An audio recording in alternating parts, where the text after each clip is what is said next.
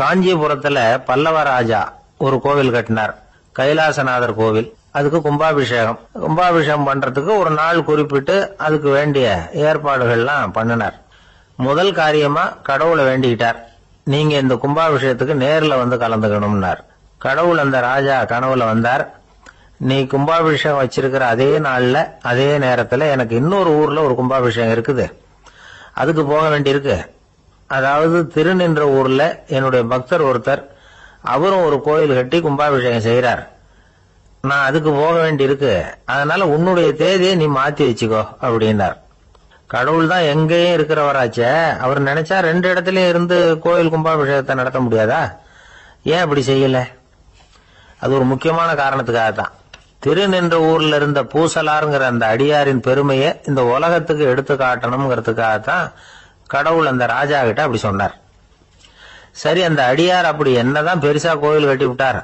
ராஜா கட்டின கோயிலை விட பெருசா? அவர் கட்டினது கருங்கல்லாலேயோ மண்ணாலேயோ மரத்தாலேயோ இல்ல. அவர் கட்டின கோயில் வேற மாதிரி. அது மனசால கட்டின கோயில், மனசுக்குள்ள இருக்கிற கோவில், மனக்கோவில்.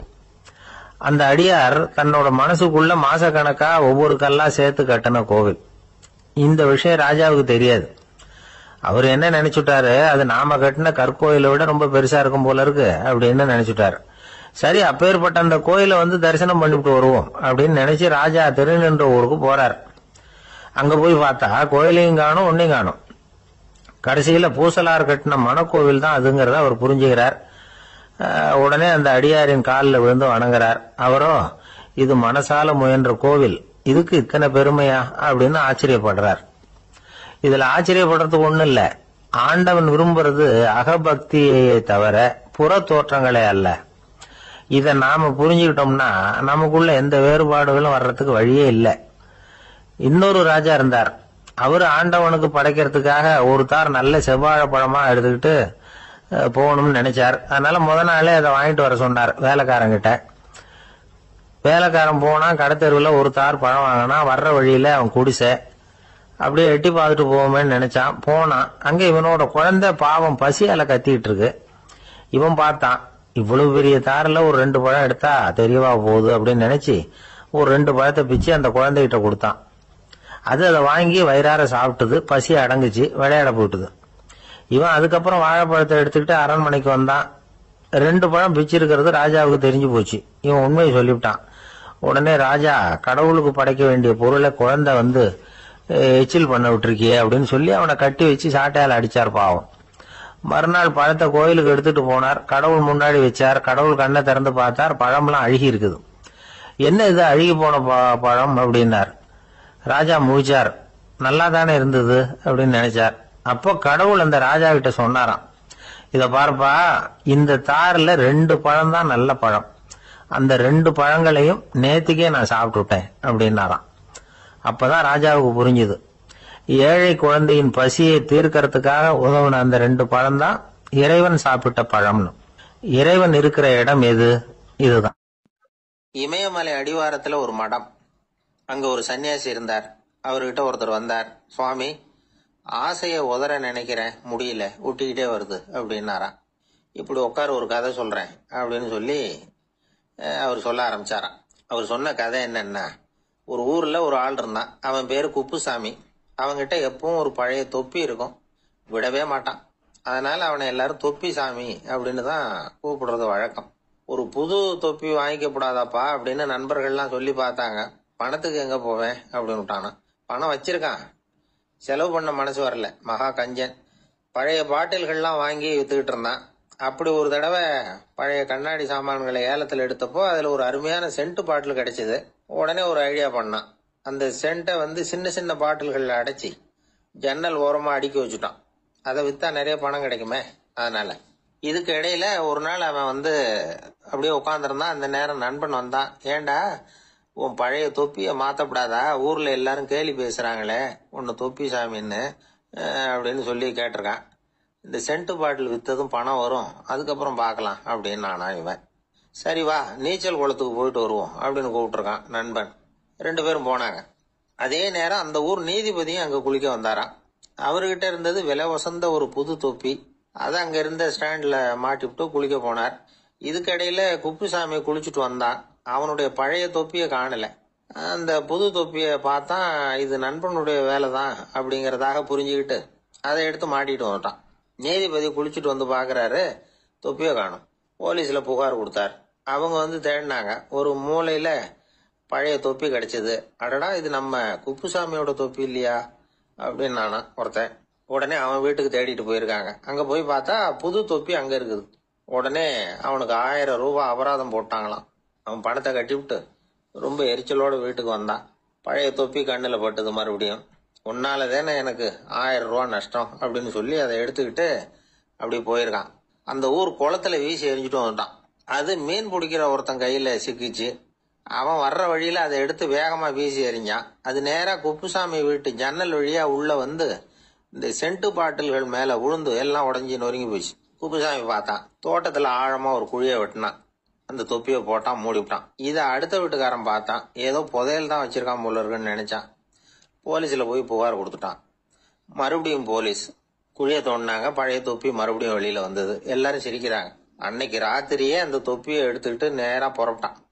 ஒரு கல்லுல அதை சேர்த்து கட்டி குடிநீர் தொட்டி இருக்கும்ல, அதுல போட்டுட்டு வந்துட்டான். இனிமே என்ன பண்ணும் பாப்போம்னு. ஒரு நாள் திடீர்னு குழாயெல்லாம் அடைப்பட்டு போச்சு. மாநகராட்சி அலுவலர்கள் வந்து என்னன்னு பார்த்தா அந்த பழைய தொப்பி குழாயை அடைச்சிக்கிட்டு இருக்குது. இது குப்புசாமியோட தொப்பிங்கிறது தான் எல்லாருக்கும் தெரியுமே. உடனே குடிநீரை வந்து பாழாக்கணத்துக்காக குப்புசாமிக்கு கோர்ட்டு 2500 ரூபாய் அபராதம் போட்டுட்டுது. அதையும் கட்டிவிட்டு வெளில வந்தான். கடைசியா முடிவு பண்ணான். ஒரு நெருப்பு குச்சியை கிழிச்சான். தொப்பியை கொளுத்தினான். எரிஞ்சது. எடுத்து வெளில எரிஞ்சான். கொஞ்ச நேரத்துல தீ அணைப்பு படம் வந்துட்டுது. ஆமா, இவன் எடுத்து எரிஞ்சது வெளியில விழுந்து வீட்டு கூரையே பத்திக்கிட்டு எரிய ஆரம்பிச்சுட்டுது. அவனோட பணத்தாசையும் அதோட சேர்ந்து எரிஞ்சு போச்சான். இப்படி ஒரு கதை. இந்த கதையை சொல்லி முடிச்சார் அந்த இமயமலை அடிவாரத்துல இருந்த சன்னியாசி. இப்ப அந்த குப்புசாமி எங்க இருக்கிறான்னு கேட்டார் எதிரில இருந்தவர். இதோ உன் எதிரிலே இருக்கிறான், நான் தான் அந்த குப்புசாமி அப்படின்னாராம் அந்த சன்னியாசி. அந்த குப்புசாமி கிட்ட இருந்தது மாதிரி ஒரு பழைய தொப்பி நம்ம ஒவ்வொருத்தர்கிட்டே உண்டு. அதை எப்படி தொலைக்கிறதுன்னு தெரியாம தடுமாறிக்கிட்டு இருக்கிறோம். அது என்ன தொப்பிங்கிறீங்களா? அதுதான் நம்மை சூழ்ந்திருக்கிற மாயை அப்படிங்கிறார் சுவாமி சின்மயானந்தர். மெய்ஞானம் கிடைக்கிறப்போ மாயை வந்து எரிஞ்சு போகும் அப்படிங்கறது அவருடைய கருத்து. நம்மால் ஒருத்தர் வேகமா ஓடி வந்தார். காலில் மாட்டியிருந்த பழைய செருப்பு 2 ஆவேசமா தூக்கி ஒரு கிணத்துல போட்டுட்டு வெறுங்காலோட நடந்து வந்துகிட்டு இருக்கிறார். ஏன் அப்படி பண்ணீங்க அப்படின்னு கேட்டோம். அந்த செருப்புக்கு சொந்தக்காரன் வந்து பின்னாடி வந்துகிட்டு இருக்கிறான், அதனால அப்படி பண்ணேன் அப்படிங்கிறார் இவர். இன்பம் துன்பம் இது ரெண்டும் சேர்ந்ததுதான் வாழ்க்கை. இது எல்லாரும் சொல்லிட்டு இருக்கிற ஒரு உண்மை. அது சரி, இது ரெண்டும் வர்றதுக்கு என்ன காரணம்? துறவி ஒருத்தர் யோசிச்சு பார்த்திருக்காரு. இன்ப துன்பம் தோன்றுவதற்கு முக்கியமா 6 காரணங்கள் உண்டு அப்படிங்கிறார் அவர். அது என்னங்கிறத நாமளும் தெரிஞ்சு வச்சுக்குவோமே. இப்ப முதல் காரணம் சுயநலம். ஒரு தாயார் வந்து தன்னுடைய சுயநலம் கருதி தன்னுடைய மகன் இன்பமா இருக்கணும்னு ஆசைப்படுறாங்க. மகனும் அப்படியே ஆசைப்படுறான். அதனால தாயாரின் இன்ப துன்பங்களை பார்த்துட்டு மகனும் இன்ப துன்பம் அடையறான். அந்த அம்மாவுக்கும் அதே நிலைமை தான். 2வது காரணம் உறவு. நான் துறவியான பிறகு கூட உறவுங்கிற காரணத்தினாலதான் தாயாருடைய சுக துக்கங்களை கண்டு நானும் சுக துக்கம் அடைகிறேன். என் தாயாருடைய நிலைமையும் இதுதான் அப்படிங்கிறார் ஒரு துறவி. 3வது காரணம் என்னன்னா அறிமுகம். எனக்கு அறிமுகமான ஒருத்தரை ரயில் நிலையத்துல சந்திக்கிறேன். அவர் தன்னுடைய பணப்பையை எங்கேயோ தொலைச்சு விட்டு வருத்தப்பட்டு இருக்கிறார். நானும் வருத்தப்படுறேன். அந்த சமயத்துல யாரோ ஒருத்தர் இதுதானே அவங்க பணப்பை அப்படின்னு சொல்லி கொண்டாந்து நீட்டுறார். பணப்பைய தொலைச்சவர் சந்தோஷப்படுறார், நானும் சந்தோஷப்படுறேன். இது அந்த துறவி சொல்ற அனுபவம். 4வது காரணம் என்னன்னா கருணை. எனக்கு முன்னே பின்ன தெரியாத ஒருத்தனை யாரோ ஒருத்தன் அடிச்சு காயப்படுத்தி போடுறான். கருணை காரணமா நான் அதுக்காக துக்கப்படுறேன். 5வது காரணம் எதையும் நம்புறது. ஒரு பசுமாட்டை ஒரு முரணை அடிச்சுட்டு இருக்கிறான் அப்படின்னு ஒருத்தர் வந்து நம்மகிட்ட சொல்றாருன்னு வைங்க, உடனே நான் துக்கப்படுறேன். இன்னொருத்தர் வந்து அந்த முரணனை போலீஸ்காரங்க புடிச்சிட்டு போயிட்டாங்கன்னு சொல்லி சொல்றாரு, நான் உடனே சந்தோஷப்படுறேன். 3வதா ஒருத்தர் வந்து முதல் 2 பேரும் சொன்னது பொய்யுங்கிறார். அப்ப நான் இன்ப துன்பம் 2மே இல்லாம நிம்மதியா இருக்கிறேன். இது ஒரு விதம். அடுத்தது 6வது காரணம் என்னன்னா தன்மயமாகுதல். ஒரு நாவல் படிச்சுக்கிட்டு இருக்கிறோம், அதுல வர்ற பாத்திரங்களோட நாம ஒன்றி போயிடுறோம். அதுல வர்ற பாத்திரங்கள் சிரிச்சுன்னா நாமளும் சிரிக்கிறோம், அது அழுதுன்னா நாமளும் அழறோம். அதெல்லாம் அந்த துறவி சொல்ற அனுபவ உண்மைகள். இன்ப துன்பம் ரெண்டும் தோன்றுவதற்கு சுயநலம், உறவு, அறிமுகம், கருணை, எதையும் நம்புறது, தன்மயமாகிறது, இது எல்லாம் தான் முக்கிய காரணம் அப்படின்னு அவர் சொல்றார்.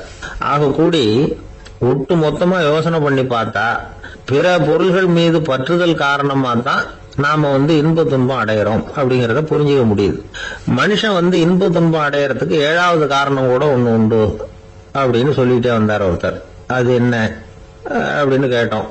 அதுதான் சார் இந்த நீங்க சொல்லிட்டு வர்ற இன்று ஒரு தகவல்னார். எப்படி சொல்றீங்கன்னு கேட்டோம். இன்று ஒரு தகவல் கேட்க ஆரம்பிக்கிறப்போ மனசுல இன்பம், ஆரம்பிச்ச உடனே இது ஏற்கனவே கேட்ட சமாச்சாரமாச்சே அப்படின்னு நினைக்கிறப்போ துன்பம் அப்படின்னு அதுக்கு ஒரு விளக்கம் கொடுத்தார். ஒரு ஆள் இருந்தார். அவரு தன்னை ஒரு குருன்னு சொல்லிக்கிட்டார். மௌன குரு, வாயே திறக்கிறது இல்ல. அவருக்கு 2 சீடர்கள் உண்டு. இவங்க தான் வர்றவங்க கிட்ட பேசுவாங்க, விளக்கம் கொடுப்பாங்க. ஒரு நாள் இந்த சீடர்கள் 2 பேரும் எங்கேயோ வெளியில போயிட்டாங்க. அந்த நேரம் பார்த்து ஒருத்தர் அங்க வந்தார். குரு கிட்ட போனார். குருவே, புத்தர்னா என்னன்னு கேட்டார். குருவுக்கு ஒன்னும் புரியல. அவர் உண்மையான குருவா இருந்தாவில புரியும். அவர் திருன்னு முழிக்க ஆரம்பிச்சுட்டார். இந்த நேரம் பார்த்து இந்த சீடர்கள் எங்கேயோ போயிட்டாங்களே, என்ன பண்றது, உதவிக்கு யாராவது கிடைக்க மாட்டாங்களா அப்படின்னு அப்படியே சுத்தி பாக்குறார். அங்க பாக்குறார். வந்தவர் இதை கவனிச்சார். ஏதோ புரிஞ்சுக்கிட்ட ஒரு மாதிரி அடுத்த கேள்வி கேட்டார். தர்மம்னா என்ன சுவாமின்னார். குருவுக்கு ரொம்ப சங்கடமா போச்சு. நம்ம நிலைமை இப்படி ஆயிட்டுதே, இக்கட்ல மாட்டிக்கிட்டோமே அப்படின்னு நினைச்சபடியே விட்டத்தை பார்த்தார். அப்புறம் குனிஞ்சு தரைய பார்த்தார். அப்படியே உட்காந்துக்கிட்டார். வந்தவர் உடனே அடுத்த கேள்விக்கு போயிட்டார். தியானம்னா என்ன சுவாமின்னார். பாவம் என்ன பண்ணுவார் அந்த குரு, பேசாம கண்ணை கெட்டியா மூடிக்கிட்டார். இது ஏதடா வம்பா போச்சுன்னு. இவர் இப்படி பண்ணா கூட வந்தவர் சளைக்கல. இன்னொரு கேள்வியும் கேட்டார். ஆசீர்வாதம்னா என்ன அப்படின்னார். இவர் பார்த்தார். இப்படியே போனா இவர் கேள்வி கேட்கறத நிறுத்த மாட்டார் அப்படின்னு நினைச்சுக்கிட்டு எனக்கு ஒண்ணுமே தெரியாதுங்கிற பாவனையில 2 கையையும் விரிச்சு காட்டினார். வந்தவர் முகத்துல மகிழ்ச்சி, மன நிறைவு, ஏதோ எல்லாம் புரிஞ்சுக்கிட்ட ஒரு மாதிரி அங்கிருந்து புறப்பட்டு போனார். வழியில அந்த குருவோட சீடர்கள் 2 பேரையும் சந்திச்சார். உங்க குருவை தான் பார்த்துட்டு வரேன்னாரு. இவரு என்ன நடந்ததுன்னு கேட்டாங்க. இவரு வரமா சொல்றார். உங்க குரு எவ்வளவு பெரிய ஞானி தெரியுமா? புத்தர்னா என்னன்னு கேட்டேன். அதுக்கு அவர் அப்படியும் இப்படியும் பார்த்தார். அதுக்கு என்ன அர்த்தம் தெரியுமா? மக்கள் புத்தரை அங்கேயும் இங்கேயும் தேடுறாங்க. உண்மையில அவர் அங்கேயும் இங்கேயும் தேடி கண்டுபிடிக்க முடியாது அப்படிங்கறத அவர் செய்கை மூலம் உணர்த்தினார். அதுக்கப்புறம் தர்மம்னா என்னன்னு கேட்டேன். அவர் மேலையும் கீழையும் பார்த்து தர்மம் சமமானது, அதுல உயர்வு தாழ்வு இல்லைங்கிறத உணர்த்தினார். அதுக்கப்புறம் தியானம்னா என்னன்னு கேட்டேன். கண்ணை மூடிக்கிட்டார். கண்ணை மூடி காணுகிற அற்புதம் அது அப்படிங்கறத புரிஞ்சுக்கிட்டேன். கடைசியா ஆசீர்வதிக்கப்படுறது பத்தி கேட்டேன். கைகளை நீட்டி உதவுறது தான் அது அப்படிங்கறத தன்னுடைய இருகை விரிச்சு உணர்த்தினார். எவ்வளவு பெரிய மகான் அவரு அப்படின்னு சொல்லிவிட்டு அவர் பாட்டு போயிட்டார். சீடர்கள் அதுக்கப்புறம் மெதுவா குரு கிட்ட சேர்ந்தாங்க. அவங்கள பார்த்ததும் குருவுக்கு கோபம் வந்துட்டுது. அடே பாவிகளா, எங்கடா போய் தொலைஞ்சிங்க, நான் ஒரு ஆளுகிட்ட மாட்டிக்கிட்டு என்ன பாடுபட்டிருக்கேன் தெரியுமான்னார்.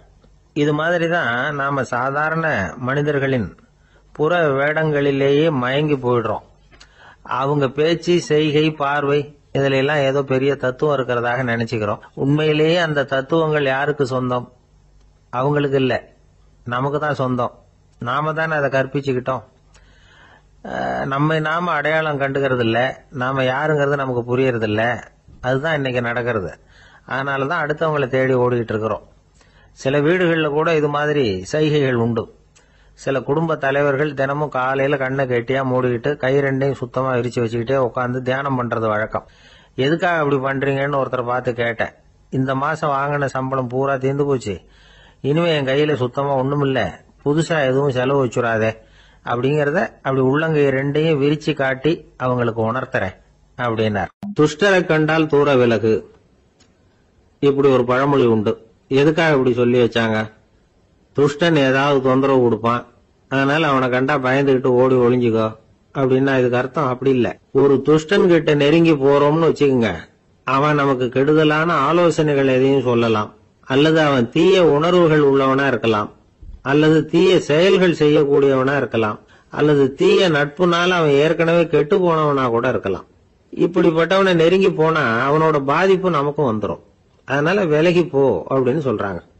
இதையே கொஞ்சம் விவரமா இப்ப பாப்போமே. இப்ப இந்த துஷ்டர்களை 4 வகையா பிரிக்கிறாங்க. இந்த 4 வகைக்கும் உதாரணம் வேணும்னா வேற எங்கேயும் போக வேண்டியதில்லை, மகாபாரதத்தை பார்த்தாவே போதும். அதுல இந்த 4 வகையான தீயோரும் வர்றாங்க. முதல் வகைக்கு உதாரணம் சகுனி. இவன் மனசுல எப்பவும் தீய எண்ணங்கள் தான் நிறைஞ்சி இருக்கும். கனவுல கூட தீய ஆலோசனைகள். யாராவது ஒருத்தர் நல்லபடியா வாழ்ந்தா அதை இவனால சகிச்சுக்க முடியாது. இப்படிப்பட்டவனோட நெருங்கிய தொடர்பு துரியோதனனுக்கு கிடைச்சது. துரியோதனன் எப்படின்னா அவன் ஏற்கனவே தீய காரியங்கள் செய்யறதுக்கு தயங்காதவன்.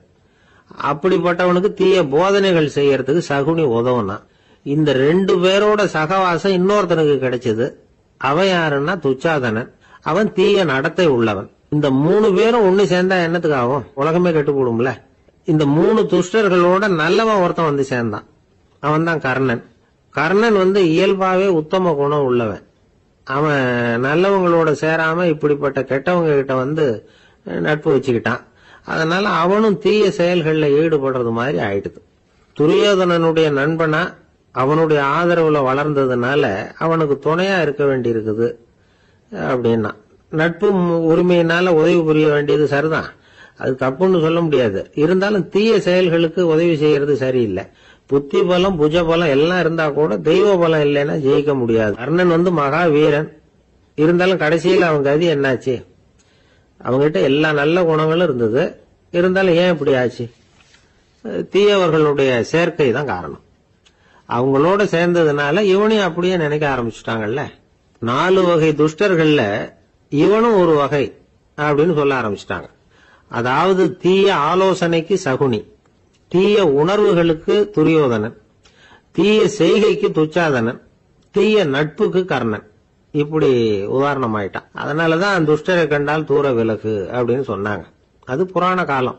இப்பெல்லாம் நிலைமை கொஞ்சம் வேற விதமா இருக்குது. அன்னைக்கு ஒரு நாள் அப்படிதான் ஒரு காட்டு பாதையில யாரோ ஒருத்தர் அடிபட்டு கிடந்தார். யாரோ ஒரு துஷ்டன் அவனை அடிச்சு போட்டுட்டு போயிட்டான் போல இருக்கு. அந்த வழியா போன ஒருத்தர் பரிதாபப்பட்டு அவனை போய் தூக்குனார். ஆறுதல் சொன்னார், இத பாருங்க, இந்த வழியா எப்பவும் தனியா வரக்கூடாது. ஏன்னா இங்க ஒரு ரவுடி இருந்துகிட்டு வர்றவங்க போறவங்களை எல்லாம் வழிப்பறி பண்ணிட்டு இருக்கிறதா கேள்விப்பட்டிருக்கிறேன் அப்படின்னாராம். இனிமே அப்படி கேள்விப்பட மாட்டீங்க அப்படின்னு அந்த ஆளு. ஏன்னு கேட்டிருக்காரு இவர்.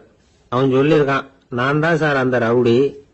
இந்த வழியா போனவங்க கிட்ட தகராறு பண்ணேன். அவங்க தான் என்ன இப்படி அடிச்சு போட்டு என்கிட்ட இருந்த பணத்தை எல்லாம் புடுங்கிட்டு போட்டாங்க சார். காலம் ரொம்ப கெட்டு போச்சு அப்படின்னு நானா ரொம்ப பரிதாபமா. ஒருத்தன் வேகமா ஓடி வந்தான். ஏப்பா அப்படி தலை தெறிக்க ஓடி வர்றேன்னு கேட்டேன். பின்னாடி துரத்திக்கிட்டு வருது சார் அப்படின்னா. ஏதாவது நாய் துரத்திக்கிட்டு வருது போல இருக்கு அப்படின்னு நினைச்சு அவனுக்கு பின்னாடி பாக்குறேன். கண்ணுக்கு எட்டின தூரம் வரைக்கும் எதுவுமே தெரியல. ஏன்பா எதுவும் உன்னை துரத்துறது மாதிரி தெரியலையே என்ன? நல்லா பாருங்க சார் அப்படின்னா. பார்த்துட்டு தான் சொல்றேன் என்ன. இதோ பாருங்க சார், இதுதான் என்ன துரத்துது அப்படின்னு அவன் காட்டுறான். அவன் சுட்டி காட்டின இடத்துல பார்த்தா அங்க அவனுடைய நிழல் தான் தெரியுது. என்னப்பா சொல்ற அப்படின்னு சொல்லி அவனை சந்தேகமா பார்த்தேன். அதுக்கப்புறம் தான் விவரமா பேசினான். சார், எனக்கு என் நிழலை கண்டா பிடிக்கிறது இல்ல. எப்ப பார்த்தாலும் இது என்னையே பின்தொடர்ந்து வந்துகிட்டு இருக்குது. இதை என்னால சகிக்கவே முடியல. இதை என்கிட்ட இருந்து பிரிக்கிறதுக்கு எவ்வளவோ முயற்சிகள்லாம் பண்ணி பார்த்துட்டேன், முடியலன்னா. அப்படி என்னென்ன முயற்சிகள் பண்ணினேன் அப்படின்னு கேட்டேன். அவன் என்னென்ன செஞ்சாங்கிறத விவரமா சொன்னான். அவன் என்ன பண்ணிருக்கிறான், ஒரு பெரிய குழியை தோண்டி அதுல தன்னுடைய நிழலை புதைச்சிருவோம் அப்படின்னு முடிவு பண்ணிட்டு மண்வெட்டி எடுத்துக்கிட்டு தோட்டத்து பக்கம் போயிருக்கான். ஆழமா ஒரு குழியை தோண்டி இருக்கான். குனிஞ்சு பாக்குறான். அந்த குழிக்குள்ள தன்னுடைய நிழல் தெரியுது. ஆஹா, இதுதான் சமயம், நிழல் இப்ப குழிக்குள்ள இருக்கு, மண்ணை போட்டு மூடி போடலாம் அப்படின்னு நினைச்சுக்கிட்டு கொஞ்சம் மண்ணை அள்ளி போட்டான். பார்த்தா இப்ப அந்த நிழல் அந்த மண்ணுக்கு மேல வந்து நிக்குது. இது ஏதுடா வம்பா போச்சு அப்படின்னு அவசரமா மண்ணை வாரி போட்டு மூடி பாக்குறான். குழி பூராவும் மூடி விட்டு பாக்குறான். மறுபடியும் நிழல் மேல வந்து உட்காந்துக்கிட்டு இருக்குது. சரி, இத குழியில புதைக்க முடியாது அப்படின்னு முடிவு பண்ணிட்டு இதை இங்கேயே இப்படியே விட்டுட்டு ஒரே ஓட்டமா ஓடி போடுவோம் அப்படின்னு நினைச்சு எடுத்தான் ஓட்டம். அது காலை நேரம். இவன் மேற்க நோக்கி ஓடிட்டு இருக்கிறான். ஓடி ஓடி பாக்குறான், நிழல் இவனை விட வேகமா இவனுக்கு முன்னாடி ஓடிட்டு இருக்கு. சரி, திரும்பி ஓடி பார்ப்போம் அப்படின்னு நினைச்சுக்கிட்டு அப்படியே சடார்னு திரும்பி ஓட ஆரம்பிச்சான். பார்த்தான், அப்பாடா நிழலை காணல. கொஞ்ச தூரம் ஓடி ஒரு இடத்துல நின்னு அப்படியே சாவகாசமா திரும்பி பாக்குறான். பின்னாடி நின்றுகிட்டு இருக்குது நிழல். இப்படி ஓடி வந்துதான் இங்க நம்ம முன்னாடி நின்று தன்னுடைய அவஸ்தையை சொல்லிட்டு இருக்கிறான். இந்த நிழலை துரத்துறது அல்லது வெட்டி விடுறது, இதுக்கு ஏதாவது வழி இருக்கா சொல்லுங்க சார் அப்படிங்கிறான். நமக்கு ஒன்றும் புரியல. அந்த நேரம் பார்த்து ஒரு பெரியவர் வந்தார். அவர்கிட்ட யோசனை கேட்டோம், என்ன செய்யலாம்னு. அவர் சொன்னார், இந்த பாருப்பா, நீ அங்கேயும் எங்கேயும் ஓடாத, அப்படியே கீழே படுத்துக்கொண்டார். அது நல்ல உச்சி வேலை. அவன் அப்படியே கீழே படுத்துக்கிட்டான். இப்போ அப்படி இப்படின்னு திரும்பி பார்க்கறான், நிழலை காணல. அவன் இப்பதான் நிம்மதியா இருந்தான். இப்ப அந்த பெரியவர் சொன்னார், எல்லா மனிதர்களுமே இப்படிதான் ஓடிட்டு இருக்கிறாங்க. நான் எனது அப்படிங்கிற ஆணவம் தான் அவங்கள துரத்திக்கிட்டு இருக்கு. அதை விட்டுட்டு ஓடணும்னு நினைச்சாலும் அது முன்னாடி வந்து நிக்குது. பரம்பொருளை நோக்கி ஓடுறப்போ இந்த ஆணவம் பின்னாடி வந்துடுது. பரிபூர்ண சரணாகதிங்கிற நிலையில அது முழுசுமா மறைஞ்சுடுது. தன்னை உணர்கிற வேலை அது. அந்த நேரம் மனிதனுக்கு விடுதலை உணர்வு ஏற்படுகிற நேரம் அது. அப்படிப்பட்ட சுதந்திர மனிதர்களாக எல்லாரும் மாறி போயிட்டாங்கன்னா இந்த உலகமே இன்பமயம் அப்படின்னு ஒரு விளக்கம் கொடுத்தார் பெரியவர். நம்மால் ஒருத்தர் வேகமா ஓடி வந்துகிட்டு இருந்தான். ஏன்டா இப்படி ஓடி வர்ற அப்படின்னு கேட்டார் எதிரில் வந்தவர். ஆசை துரத்துது, அதுதான் ஓடி வர்றேன்னா. உனக்கு என்ன ஆசைன்னு கேட்டார். எனக்கு ஒன்றும் ஆசை இல்லைங்க, என்னை எப்படியாவது பிடிச்சுடணும்னு போலீஸ்காரங்களுக்கு ஆசை. அந்த ஆசை இப்ப என்னை துரத்தி பின்னாடி வந்துகிட்டு இருக்குது. அதுதான் தப்பிச்சு வந்துகிட்டு இருக்கிறேன். குறுக்க நிக்காதீங்க சார், வழியை விடுங்க அப்படின்னு சொல்லிவிட்டு வேகமா ஓடி மறைஞ்சான். ஊர்ல ஒரு மன்னன் இருந்தான், கொடுங்கோல் மன்னன். நிறைய தொந்தரவு பண்ணிட்டு இருந்தான். அவன் ஒரு தடவை என்ன பண்ணான் தெரியுமா? ஒரு தப்பும் பண்ணாத ஒரு இளைஞனை பிடிச்சி ஜெயில அடைச்சுட்டான். அந்த பையனோட சொந்தக்காரங்கள்லாம் ராஜா கிட்ட போனாங்க. அவன் ஒரு தவறும் பண்ணல, அவனை விடுதலை பண்ணுங்க அப்படின்னு கெஞ்சி கேட்டுக்கிட்டாங்க. மன்னன் வந்து யோசனை பண்ணான். அந்த இளைஞனை கூப்பிட்டுட்டு வர சொன்னான். அவனை கொண்டாந்து ராஜா முன்னாடி நிறுத்தினாங்க. இத பாருப்பா, உன்னை நான் விடுதலை பண்ணுவேன், ஆனா ஒரு கண்டிஷன். அந்த நிபந்தனையை நீ நிறைவேற்றினா உனக்கு விடுதலை அப்படின்னா மன்னன். சரின்னு ஒத்துக்கிட்டான் பையன். மன்னன் வந்து கண்டிஷன் என்னங்கறத சொன்னான். உங்ககிட்ட ஒரு செம்மறி ஆட்டை கொடுக்க போறேன். 1 மாசத்துக்கு அதுக்கு தேவையான தீனியையும் கொடுக்க போறேன். 1 மாசம் கழிச்சு அந்த ஆட்டை வந்து எடை போட்டு பார்ப்பேன். அந்த ஆட்டின் எடை கொஞ்சம் கூட கூடி இருக்கக்கூடாது. எடை கூடி இருந்தா உனக்கு விடுதலை கிடையாது. என்ன சொல்ற அப்படின்னா. பையனுக்கு ஒன்றும் புரியல, பயமா போட்டுது. குழம்பிக்கிட்டே நின்றுகிட்டு இருக்கிறான். சரி, ஒரு நாள் டைம் தரேன், நல்லா யோசனை பண்ணி பார்த்துட்டு நாளைக்கு உன் முடிவை சொல்லு அப்படின்னா மன்னன். பையன் கவலையோட வெளியில வந்தான். அங்க ஒரு பெரியவர் நின்றுகிட்டு இருந்தார். அவர்கிட்ட விஷயத்தை சொன்னான். அந்த பெரியவர் இந்த பையனுக்கு காதோட காதா ஒரு வழியை சொல்லி கொடுத்தார். அதை கேட்டதும் பையன் மறுபடியும் மன்னன் முன்னாடி வந்து நின்னா, உங்க நிபந்தனையை ஏத்துக்கிறேன்னு சொன்னான். மன்னன் வந்து ஒரு ஆட்டுக்குட்டியையும் அதுக்கு 1 மாசத்துக்கு தேவைப்படுற தீவனத்தையும் கொடுக்கும்படியா உத்தரவு போட்டான். கொடுத்தாங்க, ஓடிட்டு போயிட்டான். 1 மாசம் தினமும் தவறாம அந்த தீவனத்தை ஆட்டுக்குட்டிக்கு போட்டுக்கிட்டு இருக்கிறான். 1 மாசம் கழிச்சு அந்த ஆட்டை வந்து அரண்மனைக்கு ஓட்டிட்டு போனான். மன்னன் அதை எடை போட்டு பாக்குறான், எடை கூடவே இல்லை, அப்படியே தான் இருக்குது. உடனே போட்ட நிபந்தனைப்படி அந்த இளைஞனை வந்து விடுதலை பண்ணிவிட்டான். சரி, ஆட்டுக்கு எடை கூடாம இருக்கிறதுக்கு அந்த பெரியவர் சொல்லி கொடுத்த யோசனை என்ன அப்படின்னா, அது வேற ஒண்ணும் இல்ல. அந்த ஆட்டுக்கு எதிரில் அது கண்ணுல படுற மாதிரி ஒரு ஓநாயை கட்டி போட சொன்னார். அவ்வளவுதான். ஆட்டுக்கு ஓநாய்ங்கிறது பிறவி பகை. ஓநாயை பார்த்தா ஆடு நடுங்க ஆரம்பிச்சிரும், அவ்வளவு பயம். தினமும் அந்த ஆடு பயந்துகிட்டே தேனி சாப்பிட்டது, எடை கூடல. அதுதான் ரகசியம். இது வந்து சின்ன பிள்ளைங்களுக்கான ஒரு கதை. இதுல இருந்து தெரிஞ்சுக்க வேண்டிய உண்மை என்னன்னா, நாமெல்லாம் சாப்பிடுறப்ப மனசும் உடம்பும் அமைதியா இருக்கணும். அப்பதான் அது உடம்புல ஒட்டும். அவசரத்திலையும் பயத்திலையும் சாப்பிட்டா அது சரியா ஜீரணம் ஆகாது. இன்னொரு ராஜா இருந்தார். அவரும் ஒரு இளைஞனை ஜெயில அடைச்சு விட்டார். விடுதலை பண்ணணும்னா ஒரு கண்டிஷன். என்னன்னு கேட்டான். ஒரு ஆட்டுக்குட்டியை உன் முன்னாடி கொண்டாந்து நிறுத்துவேன், நீ அதுகிட்ட ஒரு கேள்வி கேட்கணும், அதுக்கு சரியான பதில சொல்லணும். அப்படி செஞ்சுட்டா உனக்கு விடுதலைன்னார். இளைஞன் யோசனை பண்ணி பார்த்தான். சரின்னு ஒத்துக்கிட்டான். அது பிரகாரமே ஆட்டுக்குட்டிய பதில் சொல்ல வச்சுட்டான். என்ன நடந்தது தெரியுமா? ஆட்டுக்குட்டியை கொண்டாந்து நிறுத்தினாங்க. இவன் மெதுவா அதுகிட்ட போனான். அது காது கிட்ட போய் ஏப்ரலுக்கு அடுத்த மாசம் என்ன மாசம்னு கேட்டான். அது உடனே மேன்னு கத்திச்சு. இவன் விடுதலை ஆயிட்டான். எனக்கு இது மட்டும்தான் சார் தெரியும், இதை தவிர வேற எதுவும் தெரியாது அப்படின்னு சொல்லிக்கிட்டே காலம் தள்ளுறவங்க ரொம்ப பேர். அவங்க எல்லாம் கஷ்டப்பட வேண்டியிருக்கும். ஒருத்தர் தன்னுடைய தொழில ரொம்ப கெட்டிக்காரரா இருக்கலாம். அதுக்காக எப்பவும் அதே ஞாபகத்துல இருந்துகிட்டு உலகியல் அறிவு இல்லாம இருந்துடக்கூடாது, அது ஆபத்து. இதுக்காக நம்ம தாத்தா பாட்டி எல்லாம் ஒரு கதை சொல்லுவாங்களே, கேள்விப்பட்டிருக்கீங்களா? ஒரு சமயம் ஒரு 4 பேர் சேர்ந்து வெளியூருக்கு பிரயாணம் போனாங்களாம். அந்த 4 பேர் எப்படி தெரியுமா? ஒருத்தர் வேதாந்தி, இன்னொருத்தர் சங்கீத வித்வான், 3வது ஆள் வைத்தியர், 4வது ஆள் ஜோசியர். இவங்க 4 பேரும் நண்பர்கள். அதனால சேர்ந்து புறப்பட்டாங்க. வழியில ஒரு ஊர்ல தங்கினாங்க. இருட்டி போச்சு. அதனால இன்னைக்கு ராத்திரி இங்கேயே தங்கி இருந்துட்டு நாளைக்கு புறப்படலாம் அப்படின்னு தீர்மானம் பண்ணாங்க. சாப்பாட்டுக்கு என்ன பண்றது? அங்கேயே கடத்தெருவுக்கு போய் சாமான்லாம் வாங்கியாந்து சமைச்சு சாப்பிடலாம்னு முடிவு பண்ணாங்க. 4 பேர் இருக்கிறதுனால ஆளுக்கு ஒரு காரியமா செய்யலாம் அப்படின்னு வேலையை பிரிச்சுக்கிட்டாங்க. வைத்தியர் கரிகாய் வாங்க போனார், வேதாந்தி எண்ணெய் வாங்க போனார், ஜோசியர் பலசரக்கு வாங்க போனார், சங்கீத வித்வானுக்கு சமைக்கிற வேலை. எல்லாம் சரி. ஆனா நடந்தது என்ன தெரியுமா? கடைத்தெருவுக்கு காய்கறி வாங்க போனார்ல வைத்தியர், அங்க போய் மார்க்கெட்ல பார்த்தார். ஒவ்வொரு கரிகாயா எடுத்து பார்த்தார். இது பித்தம், உடம்புக்கு ஒத்துக்காது, இது வாயு, உடம்புக்கு ஒத்துக்காது அப்படின்னு ஒவ்வொன்னா தள்ளினார். கடைசியில ஒண்ணுமே தேரல. வெறுங்கையோட திரும்பி வந்துகிட்டு இருக்கிறார்.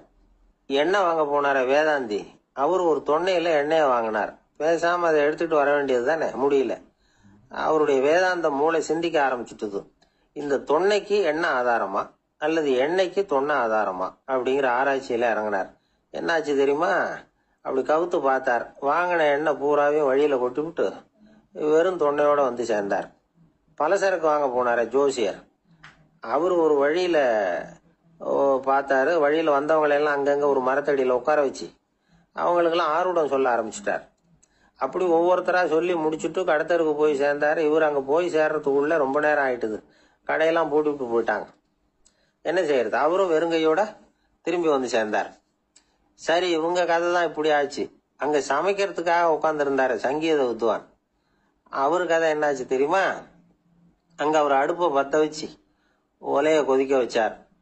அதாவது ஒரு பானையில தண்ணியை ஊத்தி அடுப்புல வச்சார். அது கொதிக்க ஆரம்பிச்சது. தண்ணி கொதிக்கிற சத்தம் இருக்குதுல்ல, அது இவருக்கு தாளம் போடுறது மாதிரி இருந்தது. ஒரே குஷி, பாட ஆரம்பிச்சுட்டார். பாடிக்கிட்டே உற்சாகமா கையில் இருந்த கரண்டியால அந்த பானையில தட்டினார், தாளம் போடுறதா நினைச்சுக்கிட்டு. அவ்வளவுதான், பானை பட்டுன்னு உடஞ்சு போச்சு. தலையில கையை வச்சுக்கிட்டு அவரும் உட்காந்துட்டார். எந்த தொழில் தெரிஞ்சாலும் சரி, அதை புத்திசாலித்தனமா பயன்படுத்த தெரியலன்னா ஆபத்து தான். அதுக்காக தான் இந்த கதை. ஒரு பஸ் டிரைவர் ரொம்ப கெட்டிக்காரரு. பஸ் ரொம்ப திறமையா ஆபத்து இல்லாம ஓட்டுனதுக்காக பரிசுலாம் வாங்கினவர். அவரே ஒரு படகு ஓட்டுறதுக்காக அழைச்சிட்டு போயிருக்கிறாங்க, மோட்டார் படகு. அதையும் ரொம்ப திறமையா தான் ஓட்டிட்டு போயிருக்கிறாரு. நடுக்கடல்ல போனதும் படகு நின்று போச்சு. மோட்டார்ல ஏதோ கோளாறு. என்ன செய்யலாம் அப்படின்னு அந்த டிரைவரை கேட்டிருக்கிறாங்க படகுல இருந்தவங்க எல்லாம். அப்போ அவர் சொன்னாராம், கவலைப்படாதீங்க, ஒன்னும் பிரச்சனை இல்லை, எல்லாரும் கொஞ்சம் கீழே இறங்கி பின்னாடி தள்ளுங்க, மோட்டார் ஸ்டார்ட் ஆயிடும் அப்படின்னா. வயிறு பசிக்குதேங்கிறது சிலரோட கவலை, வயிறு பசிக்க மாட்டேங்குதே அப்படிங்கிறது சில பேரோட கவலை. 2 விதமான கவலைக்கும் வயிறு தான் காரணமா இருக்குது. வயிறு பசிச்சதுன்னா அது இயற்கை, வயிறு பசிக்கலைன்னா அது வியாதி. ஆனா பசியையும் நாம பசிப்பிணி அப்படின்னு தான் சொல்லுவோம். என்ன காரணம்? வியாதியை போக்க வேண்டியது எவ்வளவு முக்கியமோ அதை விட முக்கியம் பசியை போக்க வேண்டியது. ஒரு சமுதாயத்துல பசிப்பிணியே இருக்கக்கூடாது, அதுதான் நல்ல சமுதாயம். பசியை போகணும்னா சாப்பாடு போடணும், பசியின்மையை போகணும்னா வைத்தியம் தான் பண்ணணும். இது சம்பந்தமா எவ்வளவோ ஆராய்ச்சிகள் நடக்குது, நிறைய மருந்து கண்டுபிடிச்சிருக்கிறாங்க. நம்ம உடம்புல பசியை தூண்டக்கூடிய பகுதி எது, இதை முதல்ல தெரிஞ்சுக்கணும் இல்லையா? நாம சாப்பிடுற ஆகாரம் செரிக்கிறதுக்கு எது காரணம் தெரியுமா? நம்ம மூளையோட பின்பகுதி தான் அதுக்கு காரணமா இருக்குதாம்.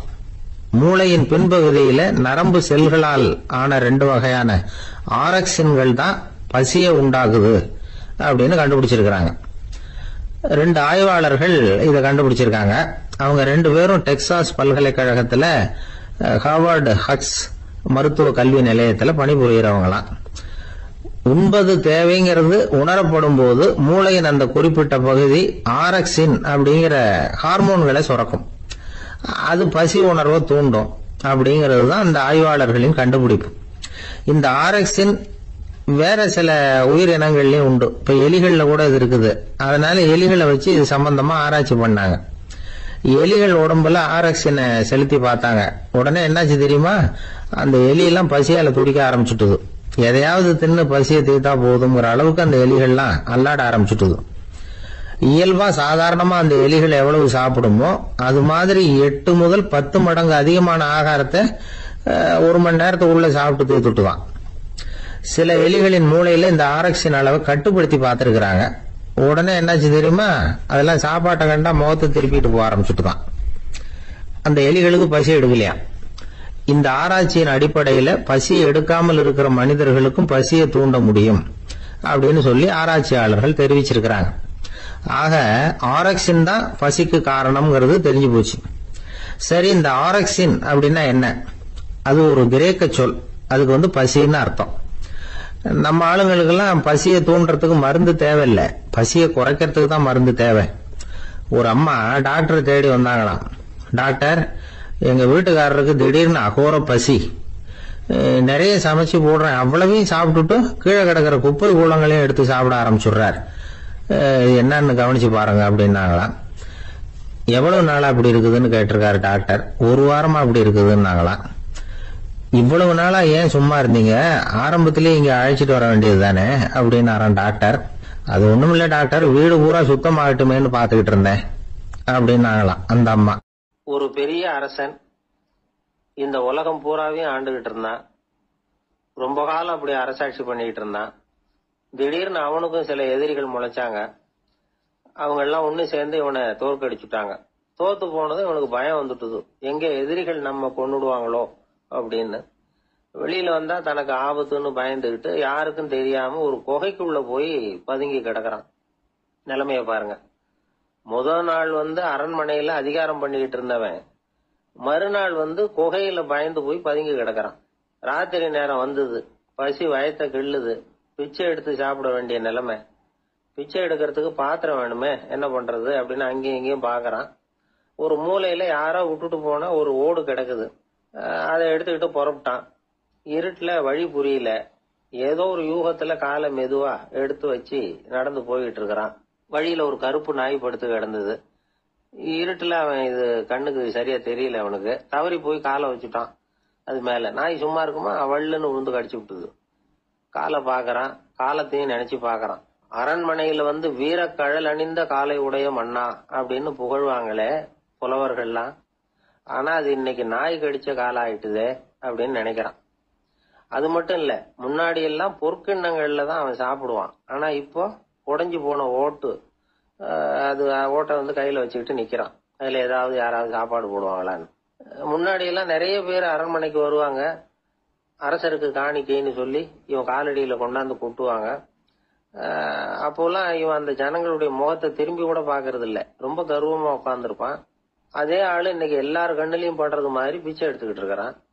அப்போலாம் காணிக்கைகளை தன்னுடைய கையால வாங்குறது தனக்கு கௌரவ குறைச்சல்னு நினைச்சு தன்னுடைய வேலைக்காரங்களை விட்டுதான் அதை வாங்க சொல்லுவான். இப்ப பாத்தீங்கன்னா அவனே தன் கையாலேயே பிச்சை வாங்குறான். நினைச்சு பாருங்க, அந்த மனுஷன் நாள் அரசன், மறுநாள் பிச்சைக்காரன், எவ்வளவு வித்தியாசம். செல்வம் தான் இப்படி ஒரு வித்தியாசம் ஏற்படுறதுக்கு காரணம். அப்படிப்பட்ட செல்வம் வாழ்க்கையை நடத்துறதுக்கு நமக்கு தேவைதான். ஆனா அதையே நாம அடைய வேண்டிய பயனா நினைக்கிறோம் பாருங்க, அதுதான் வேடிக்கை. இத நம்மாழ்வார் அழகா ஒரு பாசுரத்துல சொல்றார். ஒரு நாயகமாய் ஓட உலகுடன் ஆண்டவர், கருணாய் கவர்ந்த காலர், சிதைகிய பானையர், பெருநாடு காண இம்மையிலே பிச்சைதாம் கொள்வர், திருநாரணன் தாழ் காலம் பெற சிந்தித்து உய்மினோ அப்படிங்கிறார் நம்மாழ்வார். ஒரு பெரிய பணக்காரர் ஒரு துறவிகிட்ட போய், சாமி என்கிட்ட நிறைய பணம் இருக்கு, இருந்தாலும் நிம்மதி இல்ல, என்னால நிம்மதியா இருக்க முடியல, என்ன காரணம்னு கேட்டாராம். உடனே அந்த துறவி இதுக்கு நேரடியா பதில் சொல்லாம பக்கத்துல நின்றுகிட்டு இருந்த ஒரு குழந்தைய கூப்பிட்டார். அது ஓடியாந்தது. ஒரு ஆப்பிள் பழத்தை எடுத்து அது கையில கொடுத்தார். அதை வாங்கிட்டு குழந்தை சிரிச்சுது. இன்னொரு பழத்தை எடுத்து கொடுத்தார். அதை இன்னொரு கையில வாங்கிட்டு சிரிச்சுது. 3வது ஆப்பிள் எடுத்து கொடுத்தார். 2 பழத்தையும் நெஞ்சில் அணைச்சிக்கிட்டு 3வது பழத்தையும் வாங்கறதுக்கு முயற்சி பண்ணிச்சு. ஆனா அது உடனே நழுவி கீழே விழுந்து உருண்டு ஓடிச்சு. ஏற்கனவே இருந்ததும் விழுந்துட்டுது. இப்ப அந்த குழந்தை அழ ஆரம்பிச்சுட்டுது. இப்ப அந்த துறவி பணக்காரர்கிட்ட சொன்னாராம், குழந்தைய கவனிச்சியா, 2 ஆப்பிள் போதும்னு அது நினைச்சிருந்தா இப்போ அது அழ வேண்டிய அவசியம் வந்திருக்குமா அப்படின்னாராம். எதுவுமே அளவுக்கு மிஞ்சினா துன்பம் தான். இந்த காலத்துல இதெல்லாம் யாரு காதுல வாங்குறாங்க? ஒருத்தனை நல்ல வழிக்கு கொண்டு வரணும்னு நினைச்சு அவனை கூப்பிட்டு உட்கார வச்சு இந்த கதையை சொல்லிட்டு இருந்தாங்க. சொல்லிவிட்டு அந்த குழந்தை செஞ்சது தப்பு தானே அப்படின்னு கேட்டிருக்கிறாங்க. ஆமா தப்பு தான், நானா இருந்தா அப்படி செஞ்சிருக்க மாட்டேன் நானா இவன். 2 பழமே போதும்னு சொல்லிருப்பியா அப்படின்னு கேட்டிருக்காங்க. அப்படி இல்லைங்க, அவர் கொடுக்க கொடுக்க ஒவ்வொரு பழமா வாங்கி பின்னாடி வச்சுட்டு மறுபடியும் கையை நீட்டுவேன் அப்படிங்கிறானா. இவெல்லாம் எந்த காலத்துல திருந்துறது? ஒரு சீன தேசத்து அரசர் இருந்தார். அவருக்கு வயசாயிட்டுது. அவருக்கு அடுத்தபடியா அவருடைய புள்ள பட்டத்துக்கு வரணும், ஆட்சி பொறுப்பை ஏத்துக்கணும். ஒரு நல்ல தலைவனுக்கு இருக்க வேண்டிய பண்புகள்லாம் தன்னுடைய மகனுக்கு இருக்கணும்னு விரும்பினார் அந்த அரசர். அதனால இளவரசனை பக்கத்துல இருந்த ஒரு குரு கிட்ட அனுப்புனார். இளவரசன் அவர்கிட்ட போய் சேர்ந்தான். அந்த குரு என்ன பண்ணாரு தெரியுமா? இவனை பார்த்து சொன்னார், இத பாருப்பா, நீ என்ன பண்ற, இப்பவே பக்கத்துல இருக்கிற காட்டுக்கு போ, நடு காட்டுல போய் ஒரு இடத்துல உட்காந்துக்கோ. அங்க என்னென்ன சத்தம்லாம் உன் காதுல விழுதுன்னு கவனிச்சு கேளு. உன் காதுல விழுந்த ஓசைகள் என்னென்னங்கிறத என்கிட்ட வந்து சொல்லு, அதுதான் எனக்கு தெரியணும், உனக்கு வேலையும் அதுதான் அப்படின்னு சொல்லி அனுப்பி வச்சுட்டார். இளவரசன் காட்டுக்கு போனான். குரு சொன்னபடியே ஒரு இடத்துல உட்காந்து கவனிச்சு கேட்டான். அதுக்கப்புறம் குரு கிட்ட திரும்பி வந்தான். என்னென்ன சத்தம்லாம் கேட்ட அப்படின்னு கேட்டார் குரு. குருவே, காட்டுல நான் பறவைகள் சத்தம்லாம் கேட்டேன், மிருகங்களின் ஓசையையும் கேட்டேன், இதை தவிர இடி மின்னல் மழை இதுகளோட சத்தத்தையும் கேட்டேன் அப்படின்னா. குரு யோசனை பண்ணார், நீ இன்னமும் சரியா கேட்கல, அதனால மறுபடியும் காட்டுக்கு போ, கொஞ்ச நாள் தங்கி இருந்து கேட்டுட்டு வா அப்படின்னார். இளவரசனுக்கு ஒன்னும் புரியல. இருந்தாலும் குருவின் கட்டளையாச்சே, மறுக்க முடியுமா? உடனே அவன் மறுபடியும் காட்டுக்கு போனான். ஒரு இடத்துல உட்கார்ந்தான். கொஞ்ச நேரம் உன்னிப்பா கவனிச்சு கேட்டான். சில நாள் கழிச்சு குரு கிட்ட திரும்பி வந்தான். குருவே, இந்த தடவை சில துல்லியமான சத்தங்களை எல்லாம் கேட்டான். தேனி பறக்கிற சத்தம், நீரோடையின் மெல்லிய ஓசை, இதெல்லாம் கேட்டேன்னா. குரு சிரிச்சார். நீ மறுபடியும் காட்டுக்கு போ, இன்னும் சில நாள் அங்க இரு, முழுமையா கவனமா கேட்டுக்கிட்டு வா அப்படின்னு சொல்லி அனுப்பி வச்சுட்டார். இளவரசனுக்கு குழப்பம் அதிகமாயிட்டுது. ஒண்ணுமே புரியல. மறுபடியும் காட்டுக்கு போனான். மௌனமா ஒரு இடத்துல உட்காந்துட்டான். அப்படியே தியானத்துல ஆழ்ந்துட்டான். சில நாள்ல அவனுக்கு இதுவரை கேட்காத ஓசைகள்லாம் கேட்க ஆரம்பிச்சுட்டுது. இதைத்தான் நான் கேட்கணும்னு என்னுடைய குரு எதிர்பார்த்திருக்கிறாருங்கிறத புரிஞ்சுக்கிட்டான். உடனே குரு கிட்ட ஓடனான். குருவே, இந்த தடவை காதுகளுக்கு கேட்க முடியாத சில ஓசைகளை கூட என்னால உணர முடிஞ்சுது. பூ மலருகிற ஓசை, சூரியனால பூமி சூடாகிறப்ப எழுகிற ஓசை, காலை பனித்துளி இந்த புல்லுலாம் குடிக்கிற ஓசை, இது எல்லாம் என்னால நல்லா கேட்க முடிஞ்சது அப்படின்னா. குருவுக்கு இப்பதான் திருப்தி ஏற்பட்டுதான். இளவரசனை பார்த்து சொன்னார், இந்த பாருப்பா, இப்பதான் நாட்டை ஆளுகிற தகுதி உனக்கு வந்திருக்குது அப்படின்னு சொல்லி அதுக்கு விளக்கமும் கொடுத்தாராம். எந்த அரசன் தன்னுடைய மக்களின் எதையும் பேசுகிற மௌன மொழிய, மௌன வார்த்தைகளை கேட்கிறானோ அவன் தான் ஆள தகுதி உள்ளவன். எந்த அரசன் தன்னுடைய மக்களின் உணர்ச்சிகளை உண்மையா உணர்றானோ அவன் தான் முதன்மையான அரசன். போலி வார்த்தைகளை மட்டும் கேட்டுட்டு பல மௌன ராகங்களை காதுல வாங்கிக்காதவன் அரசனே இல்லை. எந்த நாட்டுல எப்போ ஒரு அரசன் தன்னுடைய மக்களின் உணர்ச்சிகளை கேட்க மறுக்கிறானோ அன்னையிலிருந்து அந்த நாடு அழிய தொடங்குது அப்படின்னு அர்த்தம். இதுதான் அந்த குரு இளவரசனுக்கு போதிச்சது. வாயால பேசுறத மட்டும் கேட்டு ஏமாறக்கூடாது, உணர்ச்சிகளையும் கேட்கறதுலதான் மனப்பக்குவம் உண்டாகும். மக்கள் உணர்ச்சிகளை புரிந்து கொள்ளாத அரசர்கள் நீடிச்சிருக்க முடியாது. அது மாதிரி நாடுகள்ல அடிக்கடி குழப்பம் தான் உண்டாகும். அப்படி இருந்தா அடிக்கடி ஆட்சி மாறிட்டு இருக்கும். அப்படிப்பட்ட ஒரு தேசம், அங்க ஒரு சிறைச்சாலையில 3 கைதிகள் பேசிக்கிட்டு இருந்தாங்க. ஒருத்தன் சொன்னான், நான் இந்த நாட்டு ராஜாவை எதிர்த்து பேசிக்கிட்டு இருந்தேன், அதனால என்ன புடிச்சு கொண்டாந்து இங்க போட்டுட்டாங்க அப்படின்னா ஒருத்தன். இன்னொருத்தன் சொன்னான், நான் இந்த நாட்டு ராஜாவை ஆதரிச்சு பேசிக்கிட்டு இருந்தேன், அதனால என்ன புடிச்சு கொண்டாந்து இங்க தள்ளிவிட்டாங்க அப்படின்னா. அது சரி, நீ என்ன தப்பு பண்ண அப்படின்னு சொல்லி 3வது ஆளை பார்த்து இவங்க கேட்டாங்க. அதுக்கு அந்த ஆளு சொல்றான், நான் தான் இந்த நாட்டு ராஜா அப்படின்னா. துருக்மேனியாவில் அஷ்காபாத் அப்படின்னு ஒரு நகரத்துல ஒரு புவியியல் விஞ்ஞானி இருந்தார். அவரு ஒரு நாய்க்குட்டி வளர்த்தார். ஒரு நாள் முன்னிரவு நேரம் ஒரு மேஜைக்கு முன்னாடி உட்கார்ந்து அந்த விஞ்ஞானி ஏதோ கணக்கு போட்டுக்கிட்டு இருக்கிறார். அவருக்கு ஒரு சின்ன பெண் குழந்தை, அது தொட்டில தூங்கிட்டு இருக்குது. அந்த நாய்க்குட்டியும் ஒரு மூலையில படுத்து அது பாட்டுக்கு தூங்கிட்டு இருந்தது. ஒரே அமைதி. அந்த நேரத்துல திடீர்னு அந்த நாய்க்குட்டி துள்ளி எழுந்திருச்சுது. நேரா குழந்தைகிட்ட ஓடிச்சு. அந்த குழந்தைய அது போட்டிருந்த ட்ரெஸ்ஸோட சேர்த்து கவ்வி தூக்குச்சு. தூக்கிக்கிட்டு வாசல் பக்கம் ஓடிச்சு. நாய்க்குட்டி குழந்தைய கவ்வி தூக்க முடியுமாங்கிற சந்தேகம் உங்களுக்கு இல்லையா? நீங்க நம்ம ஊர் நாய்க்குட்டியவே பார்த்து பழக்கப்பட்டிருக்கீங்க, அதனால நம்புறதுக்கு சிரமமா இருக்கும். அந்த ஊர்ல எல்லாம் அது ரொம்ப ஸ்ட்ராங்கா இருக்கும், ஒரு ஏதோ கண்ணுக்குட்டி மாதிரி இருக்கும். விஞ்ஞானி அதை பார்த்துட்டார். உடனே அந்த நாய்க்கு வெறி பிடிச்சிட்டுதுன்னு முடிவு பண்ணிட்டு தன்னோட கை துப்பாக்கி எடுத்துக்கிட்டு ஓடி வந்தார். அவர் வெளியில நாய்க்குட்டி எங்க அப்படின்னு பார்த்து தேடுறார். அந்த நேரத்துல அந்த வீடு இடிஞ்சு விழுது. காரணம் பூமி அதிர்ச்சி. இப்படி பூமி அதிர்ச்சி உண்டாக போகுதுங்கிறது அந்த நாய்க்குட்டிக்கு முன்னாடியே தெரிஞ்சு போச்சு. அதுதான் குழந்தைய தூக்கிட்டு வெளியில ஓடி வந்திருக்குது. அது மூலமா அந்த குடும்பத்தையே காப்பாத்தி இருக்குது அந்த நாய்க்குட்டி. இந்த சம்பவம் நடக்கிறதுக்கு 3 நாளைக்கு முன்னாடியே சில பிராணிகளுக்கு இப்படி நடக்க போகுதுங்கிறது தெரிஞ்சிருக்குதான். ஆமா, அந்த நகரத்துல 3 நாளைக்கு முன்னாடியே பாம்பு, பல்லி இதெல்லாம் அது தங்கியிருந்த வலையை விட்டு வெளியில ஓடி வந்துட்டுது. அதே மாதிரி அங்கிருந்த புறாவெல்லாம் பறந்து போயிடுச்சான். இதே மாதிரி யுகோஸ்லோவியாவில் கூட ஒரு நகரம், அங்க ஒரு நாள் ராத்திரி ஒரு மிருக காட்சி சாலையில திடீர்னு ஒரு பெரிய கலவரம், கூச்சல், குழப்பம். அங்க இருந்த கழுதை, புலி, யானை, பறவை எல்லாம் கண்ணாபின்னான்னு கத்த ஆரம்பிச்சுட்டுது. நேர் யானை அதுக்குன்னு போடப்பட்டிருந்த தடுப்பையே தாண்டி குதிச்சு வெளியில வந்துட்டுதான். மறுநாள் தான் எல்லாருக்கும் விஷயம் புரிஞ்சுது. அடுத்த நாள் காலையில அங்க பூமி அதிர்ச்சி உண்டாயிட்டுது. இப்ப பாருங்க, அதாவது மனுஷனை போய் தீர்க்க தரிசி அது இதுன்னு சொல்லிட்டு இருக்கிறோம். இவனை விட அது பரவாயில்லைன்னு தோணுது. அதாவது மிருகங்கள் ஒன்று நடக்க போகுதுங்கிறத முன்னாடியே புரிஞ்சுக்குதே. சரி, இதெல்லாம் எப்படி அது முன்கூட்டி புரிஞ்சுக்குது? அதுதான் படைப்பு ரகசியம். அதை கண்டுபிடிக்கிறதுக்கு தான் மனுஷன் வந்து ஆராய்ச்சி பண்ணிட்டு இருக்கிறான். விஞ்ஞானிகளோட ஆராய்ச்சியெல்லாம் ஒரு பக்கம் இருக்கட்டும், வீட்டுக்குள்ளேயே சில ஆராய்ச்சி பண்ணி பாருங்களேன்.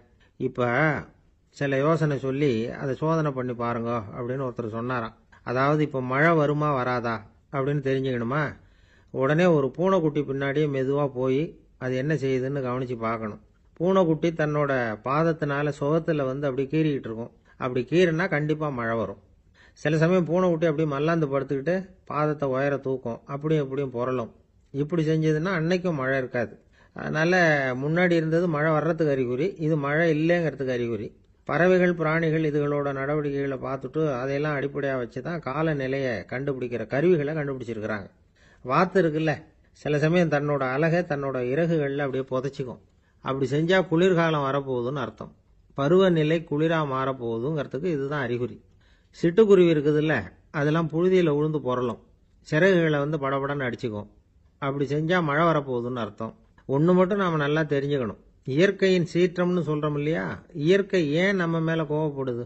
இயற்கையை நாம அனுசரிச்சு போறதில்ல, அதனால கோவப்படுது. காடுகளை அழிக்கப்படாது, விலங்குகளை கொல்லப்படாது, இயற்கை ஏற்படுத்தி வச்சிருக்கிற சமநிலையை கெடுக்கப்படாது. அதை புரிஞ்சுக்கிட்டு வாழ்ந்தோம்னா பூமியும் நடுங்காது, நாமளும் நடுங்க வேண்டிய அவசியம் இருக்காது. ஒருத்தர் இருந்தார், சாராய கடைக்கு போனாராம், நிறைய சாப்பிட்டார். அப்புறம் சொன்னார், இது ரொம்ப அற்புதமான சரக்கு போல இருக்கு, உள்ள போன உடனே இந்த பூமியே நடுங்கிறது மாதிரி இருக்கு எனக்கு அப்படின்னாராம்.